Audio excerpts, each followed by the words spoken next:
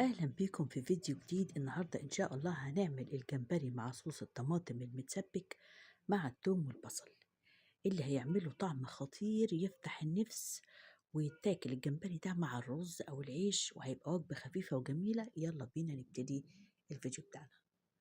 أنا جبت الجمبري وقشرته تقشير سهل جدا، واتغسل كويس أوي أوي أوي.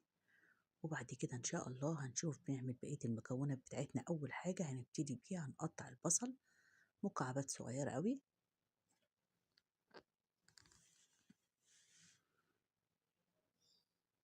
أو عاوزة تبشريه ممكن اللي يريحك.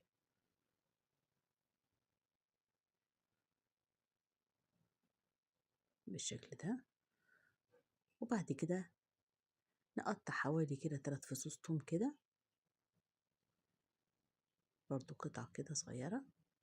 وبعد كده نقطع الطماطم بتاعتنا مكعبات صغيرة على الطاسة بقى. يلا نحط بقى التوم على البصل مع شوية زيت، مع شوية فلفل اسود وشوية ملح وشوية بهارات سمك، وتقلبي بقى كل ده مع بعض على النار كده لغاية البصل بتاعك والثوم ما لونه يبقى أصفر ذهبي فاتح كده.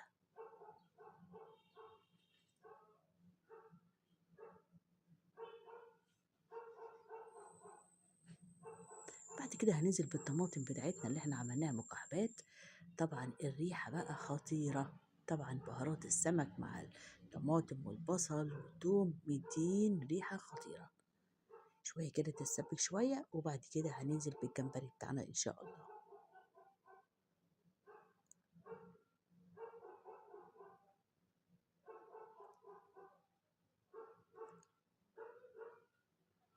خلاص كده اعتقد انها اتسبكت حلو كده. هننزل بقى بالجمبري بتاعنا، مش هنخليه يطول قوي مع التسبيكة، يعني مش هنحطه كتير على النار، حوالي بس 10 دقايق، علشان كل ما هيقعد في النار اكتر هيشد معاكي ومش هيبقى مستوي.